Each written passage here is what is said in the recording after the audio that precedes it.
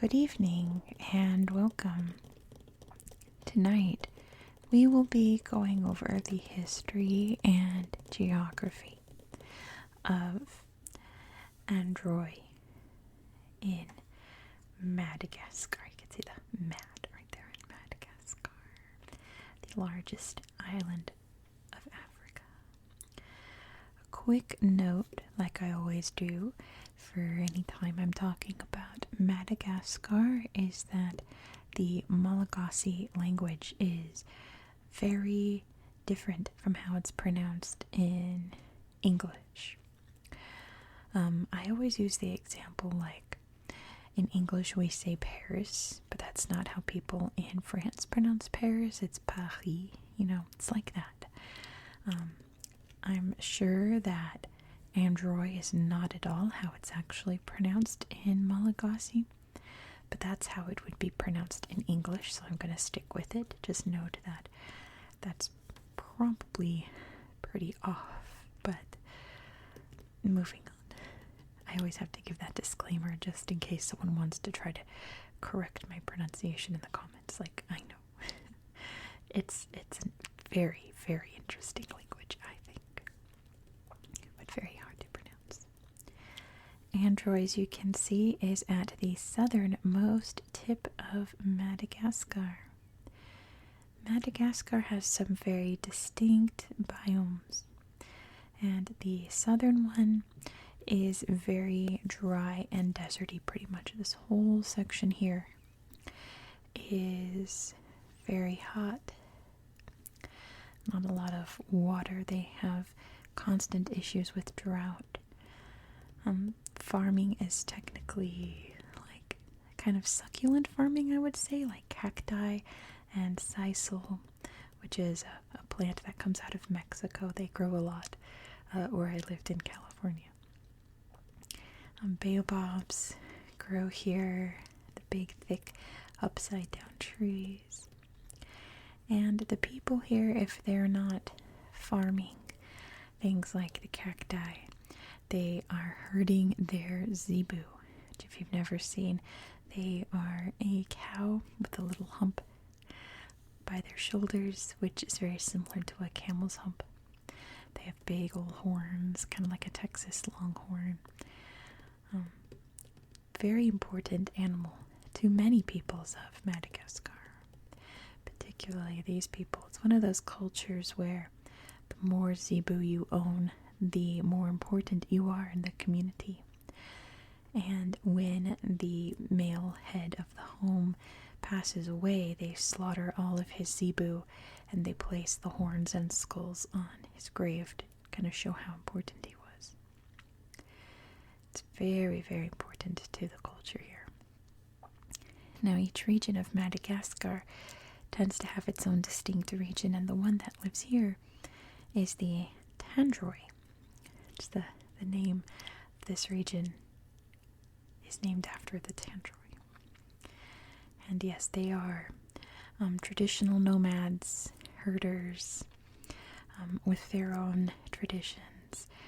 Lots of funerary traditions. All the cultures in Madagascar have really, really interesting funerals and little rituals they have to do for the funerals. I was reading about how when an important person dies, they take the headstone and they run it into the ocean, and they take turns kind of running into the water and back before it gets its permanent spot. I think that's interesting. They have lots of little cultures. Some are a little not safe for YouTube, so I won't be talking about those, but just know that it's a farming, herding community. It's like 80-20 herding and farming. Lots of herding with some important farming here and there. The capital you can see is Ambovombe, right here near the coast. And there's lots of little interesting sites along the coast here that I will show you on Google Earth after we talk about the history of this place. Because people have lived here since about the 10th century CE, when people started to first arrive in Madagascar. The culture that lived here rose and fell by the 13th century, and they traded with the Swahili coast way up on mainland Africa, around Kenya, Tanzania, Zanzibar, all of that. Very interesting. The Androy people didn't really grow until about the 16th century. They were at first an amalgamation of different tribes, whether those tribes were conquered or rather they were people who escaped slavery or were held prisoner and they managed to escape and came to a new culture. It was at first it was a big fusion of different tribes until it had its own distinct identity. Then it really started to grow and expand pretty much the entire territory of here. Very interesting. In the 16th century in Madagascar, the very first French explorers arrived in this region, in the south of the island, in 1529. They were cartographers, so they were just there to map it, but they were the first, I suppose, Europeans to really sight the island. The first French person to arrive was in 1648. He was the head of the French East India Company, mainly there to establish connections and figure out, how they can snatch up this island to their advantage. But his name was Etienne de Flacourt, and what I found really interesting about him was that he documented a lot of the wildlife in this region that is now extinct, my favorite being the elephant birds, thusly named because they were pretty much the same height as elephants. Think big old emus, ostriches, those kind of birds, but massive. Madagascar had a lot of megafauna on this island once upon a time. The local people hunted pretty much all of them. I think all of them to extinction. But he made note of the elephant birds while they were still alive and how the people here would eat their eggs as a delicacy, because I'm sure that one of those eggs could feed like 10 people, He wrote about the giant sloths of Madagascar, which is exactly what you think it is, a giant sloth. And the giant fossas, which fossas I think are my favorite Madagascar animal, because they're pretty much like a mongoose, but more cat-like. They're an interesting creature, and yes, they are pronounced fossa. That's not how it's spelled. It's one of those Malagasy words, where in English you would say fossa, but it is not how it's pronounced. It's pronounced fossa. Really interesting little guy. At the time, he was a big guy, apparently. Lots of different megafauna in this region that the peoples hunted to eat or probably just to defend themselves, because these guys were huge. But there are lots of other interesting creatures that this Frenchman noted that are extinct now. I thought that was interesting. Not so much interesting that he knocked over the first domino that led to the French taking over the entire island of Madagascar eventually. But you know what's interesting about this region? I've said before in my other videos about Madagascar, about the Imerina, or the Merina kings, up in the center of the island in Antananarivo, the capital. They were the dominant tribe, royal family, what have you, that slowly but surely conquered all of the others, except one. They did not make it this far south to take over this region, one of the very few corners of Madagascar that the Imerina managed to not conquer. I'm not sure if it's just because they didn't have time to expand that far south, or if the people here put up enough of a fight. I didn't really find any answers, just that the Imerina never conquered this area. So anytime I've said the Imerina took over the whole island, not true. There are some pockets here and along the coast here, I believe, where they did not manage to conquer. But the French took over in 1903. They claimed the island as a French colony, the entire island. The people of Androy and many other parts of Madagascar were very upset about this, and in many places they revolted, and they especially revolted here in Androy. There was a huge resistance movement to the point where the French just didn't want to bother them as much. And they would, confiscate their land, their crops that they were growing, things like that, to the point where when there were disasters like drought, famines, or even plagues of their crops from various insects, they're all throughout the 20th century, the French barely helped them, because why should they, These people were aggressive, they will attack and fight. The concept at that time was just, just let them, go a little hungry in their numbers, which is really sad. But that led to the extreme poverty of this area of Madagascar. Many, many parts of Madagascar are very, very poverty stricken. It's one of the poorest countries in Africa. But this region has been hit very, very hard with many famines and droughts, as I said, all throughout the 20th century.